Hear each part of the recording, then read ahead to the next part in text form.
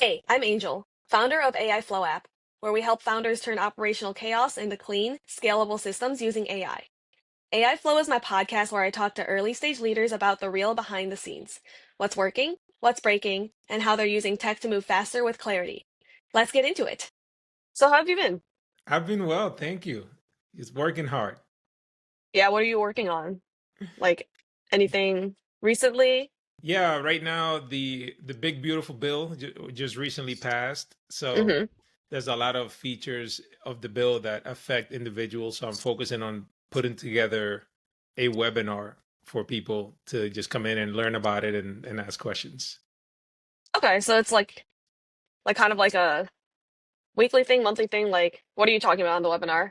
So this particular one is specifically for the Congress bill that just recently passed. Mm-hmm. There's some tax law changes that will affect tax year 2025. So this would be more of a timely, like, hey, here's a brand new thing that just passed by Congress. Here's how it Yeah. affects your, you know, your tax deductions and things like that, so people can learn about some of the benefits in the bill. Okay. That's super great. Are is it like a free webinar or like how are you finding your audience? Yeah, it will be free webinar. Normally, I would just post the link to the registration on my social media. I also would Hmm. send it out to my newsletter list, and I'm doing it jointly with an estate planning attorney. So Yeah. he will also send it out to his audience. Okay. Okay. And you mentioned that you had a podcast, right? I do, yes. It's called Build a Better Financial Future podcast. Okay. What do you guys talk about on there? So I talk about things that people should know as they continue to build their wealth or maintain their wealth and Hmm. grow it. You know, I feel like a lot of us didn't learn about personal finance in school or at home. So I specifically work with first generation high earners that are making six figures, but still don't know Yeah. what they should be doing with their money. So I talk to them about all the stuff that, they should do from a tax standpoint, investment, retirement, and also mindset as well. Okay. That sounds really productive for a lot of people. It Yeah, sounds thank you. like a very valuable podcast. You guys should check it out. Um, why don't you tell me a little bit about like your role, your company, like, what you're seeing internally, externally. Yeah, absolutely. So, my company is called Build a Better Financial Future, just like the podcast, and it's a registered investment advisor. So I do financial planning, investment management, and tax Hmm. preparation for my clients. And normally, I work with people that are building their wealth and are also focused on how can they maximize anything that they should be doing today, right? Whether it's optimizing their taxes or investing for their retirements. And normally I work with either individuals or couples, usually like in their 30s and 40s, still building, right? Hustling. A lot of them are just trying to build up their own businesses as well. And, a lot of the things that I see now is just, a lot of fear in terms of the economy. You probably hear a lot Hmm. about tariffs happening, right, with other countries and Yeah. how that's going to impact people's day-to-day lives, their portfolios. So a lot of people do call and they're like, hey, should we be getting out of the market or should we be investing differently? That kind of stuff. So part of my job is Yeah. to help educate and also sometimes stop someone from making an emotional decision only, right? So just to make sure that they know the consequences of the actions, and then just strategize from there and choose either the least painful option or what's best for them. Okay. And like in terms of industry trends, like what are you seeing? Oh yeah, so in my industry in financial services, I am seeing Hmm. a trend where um, AI is being used a lot more in the day to day of the operations of the Hmm. business. It's been pretty interesting because there was a time where you get certain things that disrupt an industry and people freak out and think is going to kind of replace. So, for example, I'll take you back to like when robo advisors first came out. That these are Yeah. companies where people can just go in, right, without speaking to a human, just answer a few questions, and then the system creates a portfolio for them and manages their investments. So a lot of people thought like, oh, maybe that's gonna end the financial advisor business, right? But in reality, it's just another tool that could be used, so we as financial advisors also use those robo advisors now with our clients, right? So it's not like an Hmm. either or type of situation.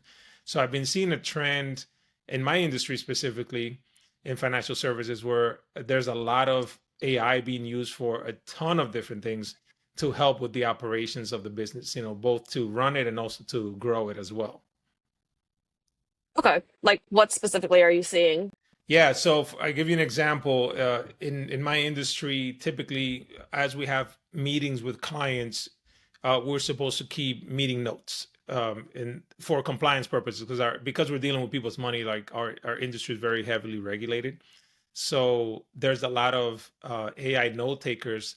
Obviously, we see the ones that are like standard, like come with like Zoom and stuff. But I've seen a lot that are now very specific to our industry, with the compliance mindset set up. So they take the notes, they summarize the meeting, and also the action items to say, hey, here's what the advisor is going to do after this meeting. Here's what the client is going to do after this meeting, Hmm. and even create the task, because they also coordinate with the client management software that we use as well, so they can integrate with those and then create the task or the workflow. So it makes it a lot easier for us to scale our businesses, because then we Hmm. can work with more people, because we don't have to spend so much time like post meeting, like writing the notes down and figuring out who's going Yeah. to do what. So that's one of the ones I'm seeing it too. Some of the ones that I use myself also are on the marketing side. So as you mentioned, I have a podcast. So I usually try to repurpose as much as I can some of the content I create, right? So when I record my podcast, I get a transcription from that podcast, using otter.ai. And so now I have a document that has word for word everything I said in this podcast. And then I can plug that into, say, like a chat GPT, and Hmm. then from there write a blog post or a LinkedIn post or a small article that I want to email my clients as a newsletter. So I get to, from one piece of content, generate many with the help of AI. Sounds very efficient. Do you have like, are there like internal processes that you found that are surprisingly tricky to scale smoothly? Yeah, that's a good question. I would say in our case, for example, the onboarding piece, when a client first comes in as a client to the business, there's a lot that goes into it's a very personal one-on-one service. So that is a piece that is very hard to scale, as an advisor, because we have to Hmm. provide that one-on-one service, right? So it's not like I'm Yeah. just like manufacturing things that could be just sold to the general public, right? This is like I have to have conversations with you personally, specifically about your goals, what you're trying to accomplish, where you are today, and then analyze all that. But I think ultimately, I could see how AI will help with that as well, part of the onboarding process. So I know that, for example, the account opening process is probably going to get simpler, because I'm sure, um, one of the custodians that I use currently is working already on something like that, where AI Oh, would wow. actually, yeah, open the account for you, right? You just enter some Yeah. basic data. I think at some point too, I could see advisors having kind of like their own internal system where they feed the AI like the answers that they would probably say to like their frequently asked questions. So as opposed to having like your frequently asked questions on your website, they might be generated, from like an AI system, right? Using the Yeah. advisor's thought process. So I'm excited about the future. I don't think that AI is gonna replace everyone. Like we still need Yeah. people working and making money, right? But they're just Hmm. tools that we need to just learn and adapt. Yeah, I agree. I feel like that's very forward thinking mindset. Yeah, and Yeah. I'm able to say it just because I've seen it before, Hmm. where like we still have travel agents, right? Like even though we Yeah. have Expedia, but maybe someone out of business, sure, but the ones that adapted, they were able to still service their clients and maybe just provide a better experience, because now they have Yeah. all these other disruptors doing the work for them. Yeah, that makes sense. Are you currently looking to implement something like that? Like frequently asked questions, as you put it, for your advisors or for yourself if Yeah, you're I think advising too. I think that would be helpful sometimes. Right now, I'm still more focused on making a more structured, like onboarding experience with the clients, Hmm. but I do see how uh, that could be beneficial because I one of the main like pain points for me also, and I think a lot of advisors could probably relate, is like managing my inbox, for example. Like I get so many questions all the time, right? Because people, Hmm. a lot of times they're reacting to things, you know. So, for example, now with this new federal bill that just came out, people have questions. Hey, I Yeah. heard there's no taxes on overtime or tips. I'm sure I could create something that's like an auto response based on the question that could come back and be like, yeah, here's the Yeah. answer to that. So you find that like eating up a lot of your time and like you're like recreating the same message or similar messages to a lot of people. Yeah, recreating the same messages to a lot of people, and then when they become clients, so the ones that are brand new, let's say recreating the same process over and over, right, for Hmm. onboarding, that's one. And then Yeah. once they are clients, when people do have questions outside of our scheduled meetings, a lot of the times it is the same thing. And I Yeah. think those could be definitely put together in some sort of internal ecosystem that could just help. Yeah. Okay. How do you think you're gonna, or I guess like how do you think advisors should balance that, like the personal touch versus like AI? Like where do you see that balance coming in? And like how do you think that affects your clients? Yeah, I think the personal touch, the human advisor is key to still be there. You still need someone to listen to Hmm. you, have that empathy, right? And then Yeah. help you move forward. But I think Hmm. that using technology, we can still scale certain things that don't necessarily need as much of a personal touch, but it could still come across as personal. For example, like when we review the client's accounts performance, right? I could probably record myself in a video, right? Do a screen share and go over like that particular quarter's performance, right? And just email it to the Yeah. client and say, hey, here's your quarterly performance report. It's me talking to them and going over their account, his what your rate of return was, and so on. But I don't have to necessarily meet with them to do that. But I could record a 3 minute video, right? And it's still a Yeah. personal touch. And if they have questions, obviously I'm available. They could just hop on my Hmm. calendar. But I think you can leverage things Yeah. like that. Okay. That's fair. So like, do you see any old systems or like manual work still slowing things down besides, having to have that personal touch, like emailing people, things like that? Like maybe more than you expected? Yeah, some of the manual work that still slows things down. Yeah. I would say one of them that sometimes could be a pain point Hmm. is when, let's say, I have a client that has investment accounts elsewhere that they want me to manage, right? A lot Yeah. of the times I'm able to have the client sign some form of paperwork and then request to the existing company, like, hey, this client authorizes to transfer these accounts over to these accounts that are under my management. A lot of the times that's still a very manual, archaic process. It's gotten better, but there are Okay. companies that they'll deny the request and the client still has to get on the phone. I may have to do a three-way phone call with them. So Yeah. and sometimes it's actually hours by the time we get transferred by two different departments, and then they might have their own specific forms that they want filled out.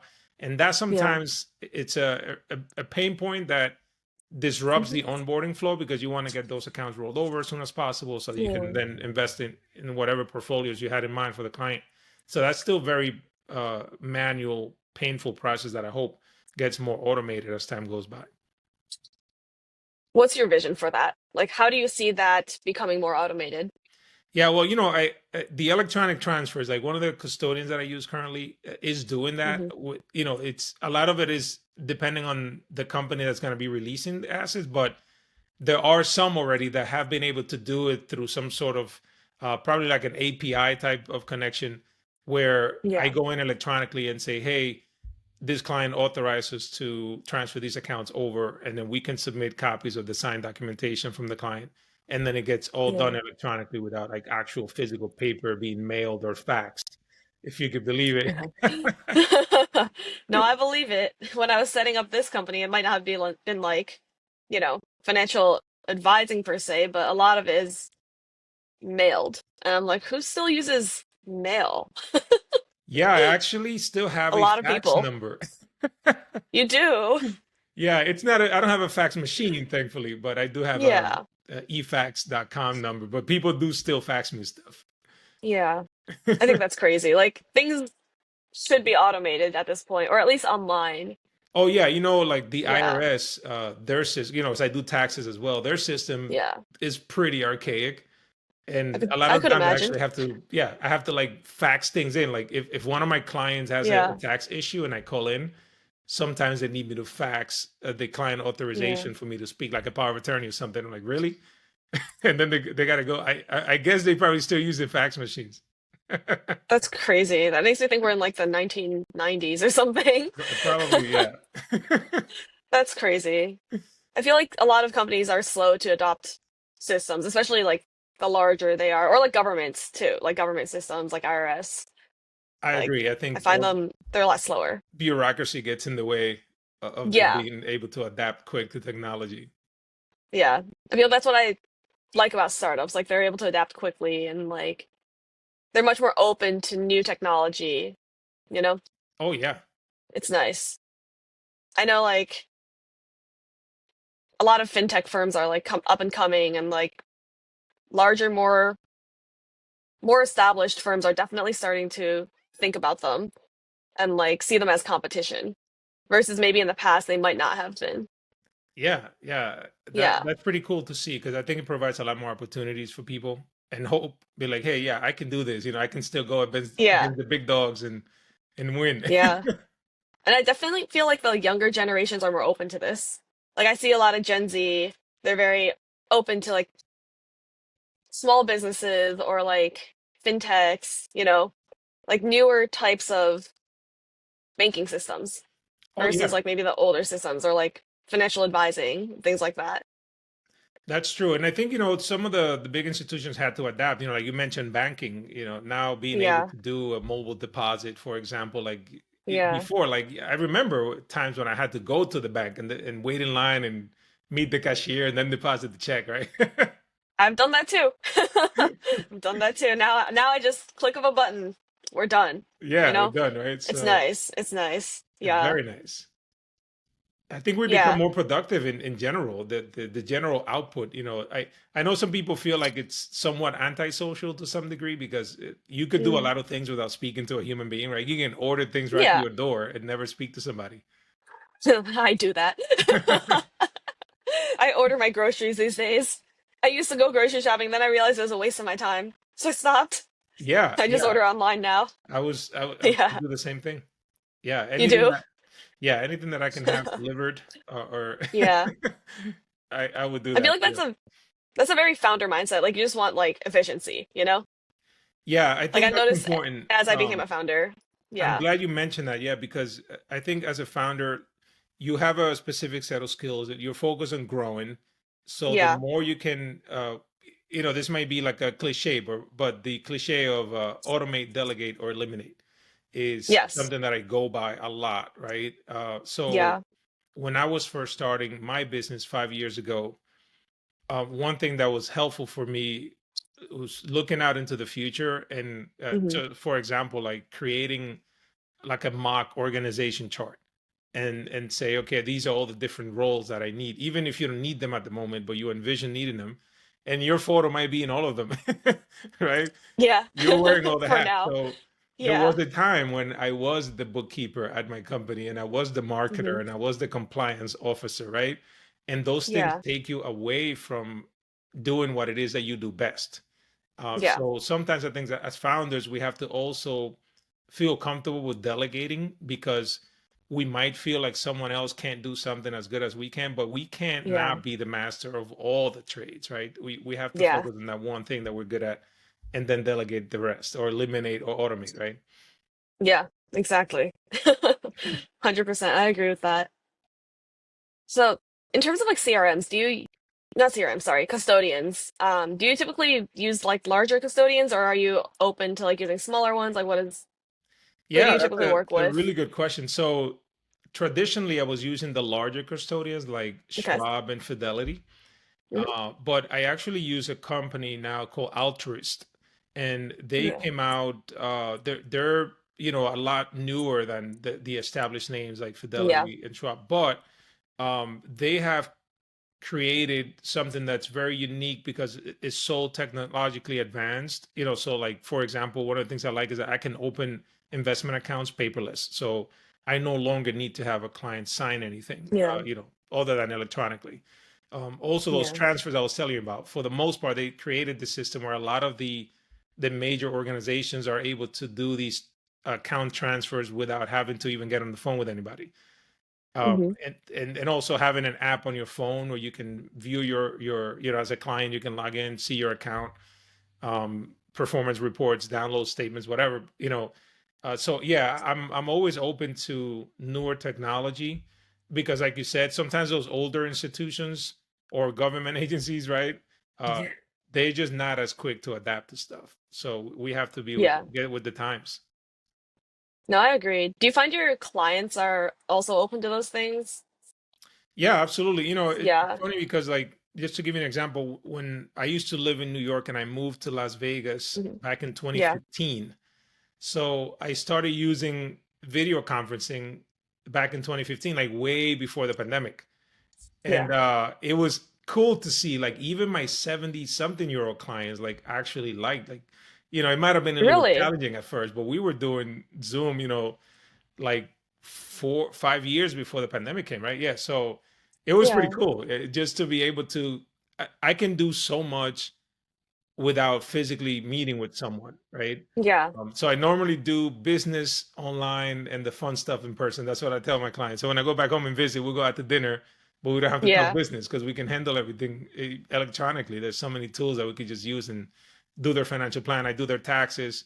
People just I send them a link. They upload their PDFs. I do the tax returns, send them a DocuSign, and then I file Yeah. them. Right, so no paper got ever printed. It's pretty cool. That's pretty cool. Yeah, and sometimes we So don't on even need your to end, speak with yeah. each other, right? So, Yeah. what was that? Keeps things efficient.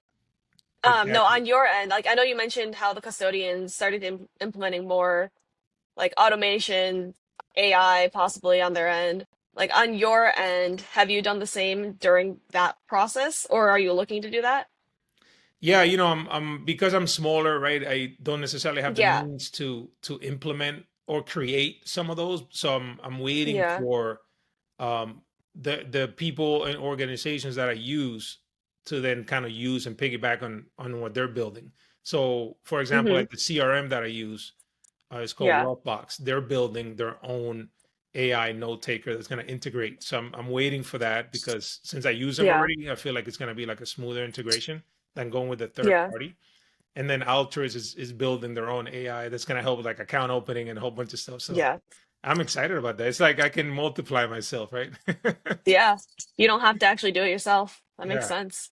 Where do you see AI making like the biggest impact for small but like growing advisory firms like your own?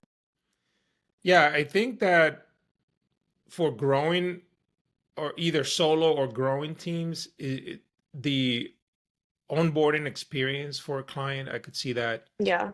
getting a lot better. Mm. I think client servicing as well is going to be more efficient, like transferring those accounts, for example. That's such a Yeah. painful manual process now. That's going to be super helpful. And then I think for those advisors that put themselves out there, like on social media, our industry has been traditionally very heavily regulated, which is why you don't see necessarily a lot of financial planners online because we're not, we everything has to go through compliance. There's certain things you can't say, right? Hmm. So some people just kind of forego it altogether. But I feel like now with technology, for example, Hmm. we should be able to more easily submit whatever it is that we need to submit to a compliance department. Like, hey, here's a transcript of my podcast, and they should be able to easily approve it Yeah. because there are systems that already exist where you can kind of, as a compliance person, let's say in a financial advisory firm, look out for keywords Hmm. um, and make that process of approving the content that much quicker so the advisor could just move on and be online, and market themselves because it's going to help communicate their message to more prospective clients, right? And ultimately help them Yeah. grow. Okay. So I know you said you carved out like a niche for yourself in like first gen high earners. You said 30s and 40s. What led you Yes. to focus on that, and how has that transformed your practice? Yeah, it took me a while to figure Hmm. out, which is an advice that I would have for founders, is that the sooner you can recognize what problem it is that you solve, and for who, or whom, right? The better, right? Yeah. So you don't necessarily want to be a generalist. I find it that you would grow faster if you have a very specific thing that you do for a very specific group of people. Yes. In my case, it it then eventually dawned on me that I was my ideal client, because when I was looking Hmm. at someone like myself, I came from Dominican Republic, and I came to live in New York City when I was a kid. And then my siblings and I were the first ones in our family to then get jobs in the United States that offered benefits like a Hmm. 401k. My parents worked in factories. They never had any benefits. So they didn't know what a 401k was. They never had a life insurance. They never even owned a car. So they weren't in a position to help us learn any of these things. Like, oh yeah, here's what a Yeah. mutual fund is. Like, my parents didn't know what a stock or a bond were, right? Yeah. So when we went to school in New York City, we also didn't learn that in school. Now I think there's 22 states that require some Yeah. form of like personal finance as a mandatory course, but that didn't exist back then. So you then graduate and you go out into the world, and hopefully you're making some money, right? But then you still don't know Yeah. what to do. Hmm. You don't know that your employer matches your 401k contribution. You don't even know what that is, right? So you just Yeah. forego investing altogether. Yeah. So that's what dawned on me was, Hmm. I was like, wow, me and my siblings and then my friend group, we all got to that point where, yeah, oh wow, everybody's making Yeah. six figures, awesome. But a lot of people still didn't know what to do, like really basic stuff, and they felt inadequate about it.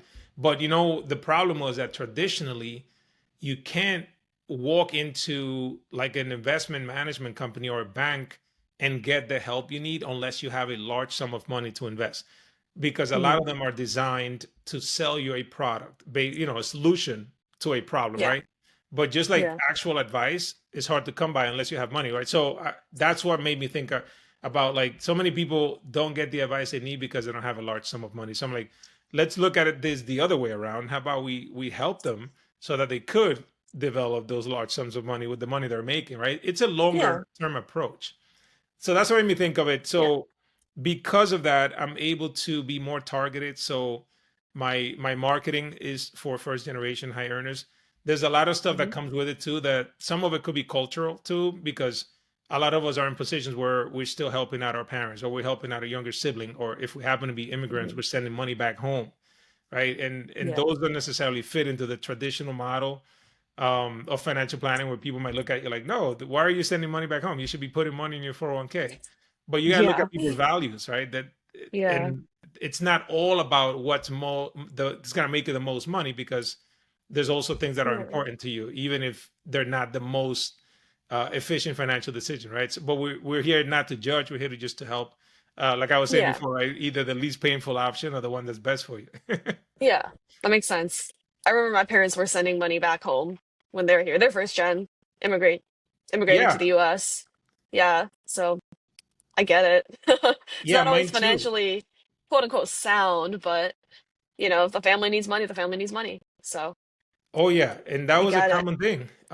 Yeah. Somebody got sick or somebody died, they just didn't have the money. This was like way before GoFundMe, right? We were like the GoFundMe, the original. Yeah. Yeah. No crowdsourcing. Yeah. Yeah. I get it. I get it. So I think we can give some advice to our viewers, like our founders. I know you've definitely had a pretty rich founder journey. So curious how you went from being a solo advisor to like building your team, and like what was that transition like? Yeah, And what did you so learn from that? yeah, it was quite the journey. One thing that was hard, which I think founders can, find useful, is knowing that at first, as you grow, a lot of the times you're not going to personally benefit financially, because you then have to take that money to reinvest back into the business. right? So I may double my revenue, but now as a result, I have more clients to service, which means I need to hire somebody to help me service those clients, right? So Yeah. the extra income is not necessarily coming back to me, the person who created the company. I have to put it back, and so Yeah. just keep that in mind, because sometimes it could feel like defeating, like, man, I'm taking like one step forward, two step backwards. But don't look at it that way, because you're actually building something, right? So the way I was able to slowly transition into having more people join the team was Hmm. to recognize that that was going to be the case, right? So like, all right, Yeah. I have to fall in love with delayed gratification, right? This is not something that I'm going to start necessarily benefiting from immediately. Mm. Um, and then the other thing was that not everyone that I needed to help me with some function in the company had to necessarily be an employee of the company, which is kind of very cool to discover.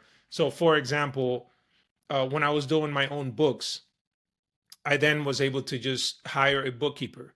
Um, she's a contractor. She's not employed by my company, but she still does the books for my company, Mm-hmm. but it's a lot cheaper than hiring an in-house person, right? And the same thing, like for example, my next hire would be a client service associate. There are companies that do contracting work for that, and they incorporate themselves as part of your team, so they can still Yeah. have an email address with your domain and all that stuff, but it's a lot cheaper than actually hiring an employee. And eventually, obviously, you're going to need employees, but you can start with maybe delegating some of those tasks to contractors, or even like marketing, for example. Like you could go online and find someone who would do your social media for you, right?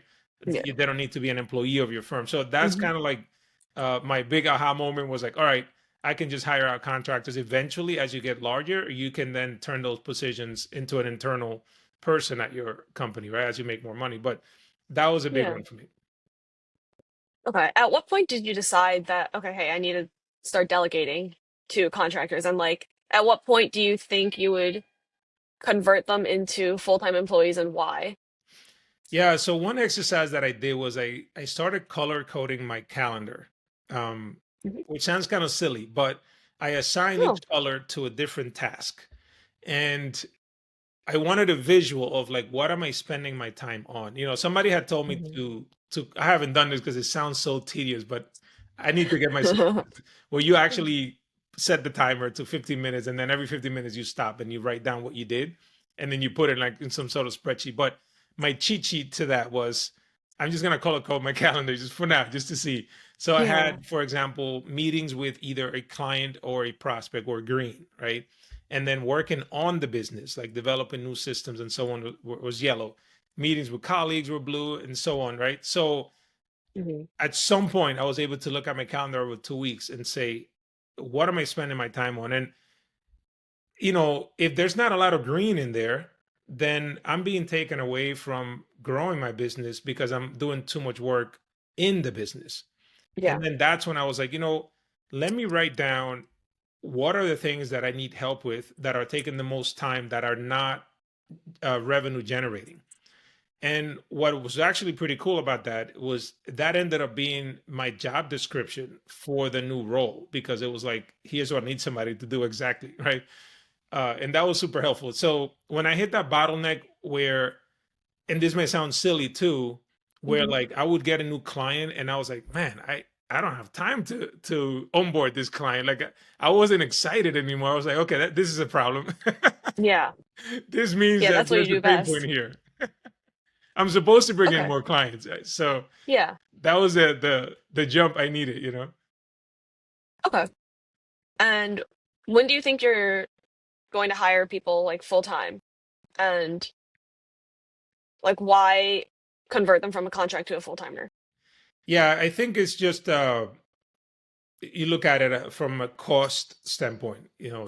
There's a time, like if you need enough hours, um, you know, there's a if I only need, let's say, 20 hours a month from a contractor, it's still a lot cheaper than bringing in somebody Hmm. part time.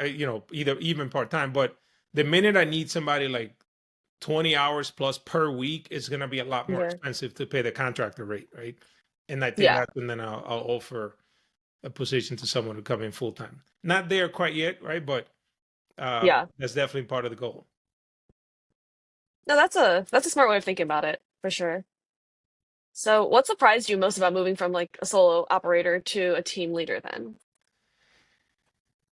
Yeah, I mean, uh, I think about the fact that, I went from wearing all these hats to then delegating, but then as you have a team, then you're no longer just doing what you intentionally set out to do. Like in my case, just the advisor, and other founders that do other things. Now Hmm. you have to manage a team as well. So your job becomes bigger because you're no longer only working on your passion. Now you become a manager of people, right? Even if you're not Hmm. doing things yourself, people are still looking to you for guidance and direction. So that was one of the things that I was thinking more like, oh, it's a team approach, but in reality, no. Like the buck still stops with you, and sometimes you have to make hard decisions, and you have to get comfortable saying no or not now as well. Yeah. So that was one of the things that I discovered as I expanded. Okay. Hmm. So, what are your top financial tips then for solo founders, especially around like taxes and retirement planning, payroll, unexpected expenses, things like that? Yeah, thank you for asking that. So I'll tell you, like when I first went on my own, I thought I would do better than I did, which is pretty common. So I always Yeah. tell people like make sure that you have a good enough cushion, Hmm. because sometimes you're not going to make as much money as you think you are, or as fast as you think you're going to make it, Yeah. right? So Yeah. whatever you're thinking, just think more, right? Have a cushion. You can leverage things. For example, like I was on my wife's health insurance, which was very helpful, right? She has Yeah. a regular W-2 job, but that was helpful because you got to think about these things. Like how am I, if you're leaving your W-2 job to start your own thing, now you got to pay for health insurance, right? Unless Yeah. you're gonna flip a coin and hope nothing happens, right? But have a big cushion is one thing, uh, and manage your own expectations, because things may not happen as quickly as you expect them to be, or as nice, Yeah. and expect to change a lot all the time, whether it's your pricing structure or your offering, because there's a lot of things that you're just going to figure out as you go. You had Yeah. one vision when you started, is going to change probably a lot while you're going through it, and you just keep Yeah. refining the process. Um, Yeah. and then also, I would say from a financial standpoint, ultimately, once you are making money, the one thing Hmm. you want to manage throughout the year is your taxes, because I work with a lot of people that are self-employed that kind of just forget about their taxes, because when we were W-2 employees, we had taxes withheld from our paychecks. But when we're the boss, we could forego that, right? Like, especially if we're getting paid by other companies or clients that we're billing, there's no taxes being withheld. So unless you go out of Hmm. your way to make sure that you're paying yourself a salary, or that you're sending estimates to the IRS or the state during the year, you might find yourself at the end of the year with a big lump sum that it's now due, right? And that's a big hole to climb out of. And then finally, Wow. on the retirement side, again, if you came from a W-2 environment to now being your own boss, you no longer have a 401k unless you create one Hmm. for yourself. And you can start small, whether it's opening up like a Roth IRA or regular traditional IRA. And eventually you can set up your own 401k for your own company, even if you're the Yeah. only one in the company. Like there is such a thing as a solo 401k. So your future you will thank you, right? If you think about those kinds Yeah. It's really sound advice. of things. Yeah. So I know we talked a little bit about your podcast, and you said you've been doing that for 5 years, Yeah, I've been doing the right? podcast for 5 years. I just recorded episode 164. Oh, wow. Yeah. Okay. So how has that impacted your business and your credibility? And like, did you learn anything from podcasting? Yeah, it's been great. I did it initially for two reasons. One was I always like the education aspect of things, so Hmm. I feel like if I can teach something to someone, even if we never meet or they never become my client, I Hmm. can at least help them make a better decision for themselves, right? So that was one aspect of it. The other one was kind of like a marketing piece, right? Because now I'm putting myself out there as Yeah. someone in the financial services profession that's just providing um, tips, right? Hmm. Without anything in return. Like I'm not selling anything. I'm just literally saying, hey, here's how this works. That's it, right? Yeah. But it has helped with the credibility piece because when certain, for example, I've gotten some awards or recognition in my industry, like Hmm. Investopedia Top 100 or Investment News 40 under 40 and so on. But the podcast has helped a lot with that because when they do all the research, when I get nominated for one of these awards, they kind of see what am I doing out there, and they can see for 5 years I've just been putting out content to help people better Hmm. improve their finances, right? And also Yeah. for speaking engagements too. That's another side of my business that I do is I get hired by companies to go and speak to either their employees or their clients about finances, anything, Hmm. whether it's taxes or investing or retirement and so on. So having the podcast has also helped with that because when they research me, I'm more likely to pop up. So it helps with search engine optimization, helps with credibility, right? So Yeah. it's a glorified business card to some degree. And Fair. Yeah. I think with prospective clients, sometimes when they Google me and then they find the podcast, sometimes they might listen to a few episodes to kind of see how I sound, my demeanor and stuff before they even reach out for the first consultation. So it helps, and I also have it available on YouTube, so they get to see me, to see how I talk. Because when you're dealing with money, right, you have to be with someone that you trust, and usually that starts with liking or finding some commonality, right? So it Yeah. has helped in those ways. Okay. And what's one unexpected thing that you've learned about podcasting and like connecting with your audience and clients?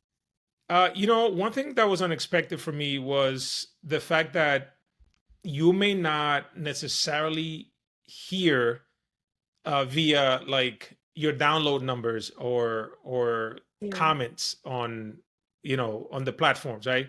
You may not necessarily get those things or lots of them, but Yeah. you are in fact helping people, and that has come through more like when I've either bumped into somebody or spoken to somebody at a conference or something, and they'd be like, "Hey, I listen to your podcast all the time," but like I wouldn't know that because Oh, it's wow. lonely in a sense. You don't get the feedback. Like I'm not getting tons Yeah. of emails. I get the occasional email, but I don't know. Like sometimes you question yourself. Like, is anybody even listening to this? Am I having any kind of impact? So it's good when you bump into somebody that they tell you, like, "Oh Yeah. yeah, I loved your last episode. Thank you. I shared it with so and so." I'm like, "Oh, that's so cool." That was a That good is impression. cool. Yeah, Yeah. Love to hear it. it's So definitely good. I guess like one last question, bopping back over to like your company, looking ahead to the next 6 to 12 months, what internal improvements or like systems would you love to have in place? So the one that is my next purchase is I'm waiting for my CRM to roll out their own note-taking AI Yeah. note taker, because it's supposed to integrate with the CRM and help with the task. And also, I'm really looking forward to that in the next to hopefully in the next month.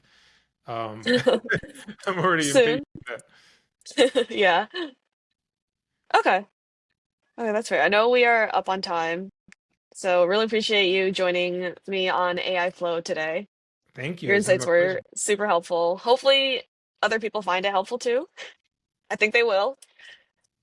I'm But sure they will. Yeah, absolutely. Yeah, no, I yeah, appreciate you inviting me, and I love what you're doing. Helping founders. I yeah, think community.